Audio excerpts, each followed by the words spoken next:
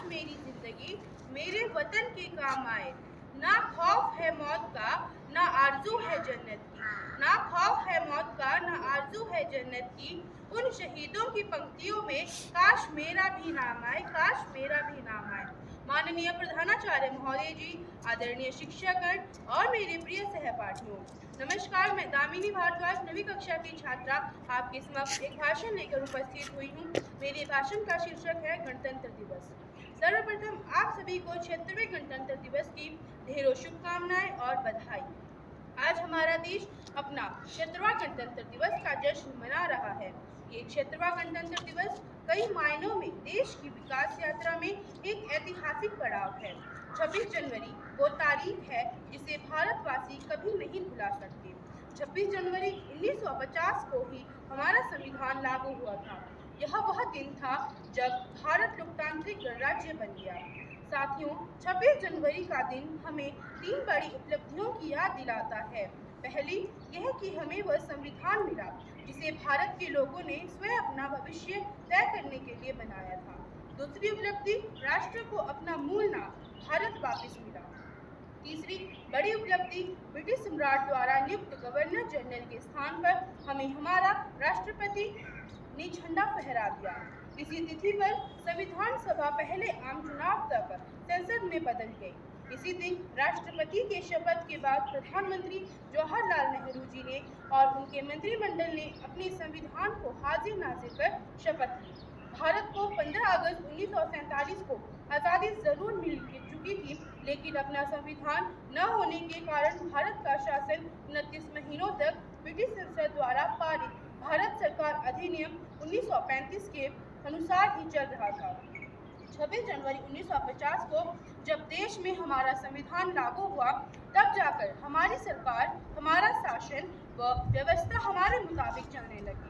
वैसे तो गणतंत्र दिवस के अवसर पर देश के विभिन्न क्षेत्रों में ध्वजारोहण समारोह व अन्य परेड व सांस्कृतिक कार्यक्रम होते हैं, लेकिन देश का सबसे बड़ा, प्रमुख और सबसे महत्वपूर्ण समारोह नई दिल्ली में कर्तव्य पथ पर आयोजित किया जाता है। इस कार्यक्रम में देश की ताकत, तरक्की, समृद्ध सांस्कृतिक विरासत और सैन्य शक्ति का प्रदर्शन किया जाता है।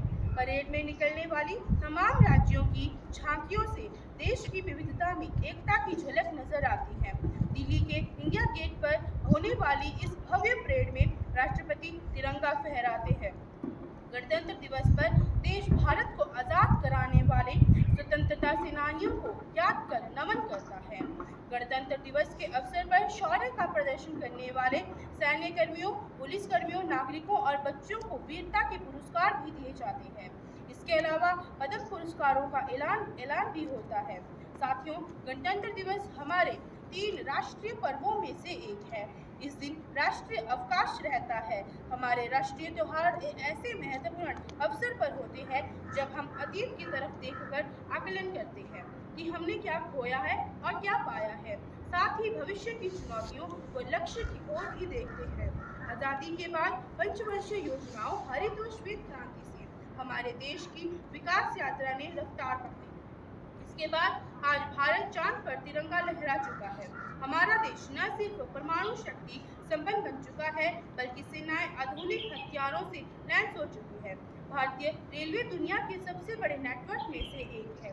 साथियों, हमारे देश ने आज़ादी के बाद ज्ञान, तकनीकी, शिक्षा, मनोरंजन क्षेत्र में इतनी तरक्की कर ली है कि दुनिया हमारी तरफ देख रही है। भारत दुनिया की 5वीं सबसे बड़ी अर्थव्यवस्था बन चुका है। साथियों, इतनी लंबी यात्रा के बाद अभी काफी कुछ पाना बाकी है। देश में आज भी आतंकवाद, नक्सलवाद, लिंग भेद, महिला विरोधी अपराध व उनसे भेदभाव, बेरोजगारी, भ्रष्टाचार, गरीबी, अशिक्षा जैसी समस्याएं हैं। हमें इन्हें जड़ से मिटाने के लिए एक साथ आगे आना होगा। देश में हर घर में पर्याप्त पेयजल की उपलब्धता सुनिश्चित करनी है। हर शहर व गांव के हर घर में 24 घंटे बिजली के लक्ष्य को पाना है। हमें अपने देश को साफ रखने का संकल्प भी लेना चाहिए। साथियों, आशा करती हूँ कि आप सभी को मेरा भाषण पसंद आया होगा। अपने भाषण का समापन मैं एक शायरी से करना चाहूँगी।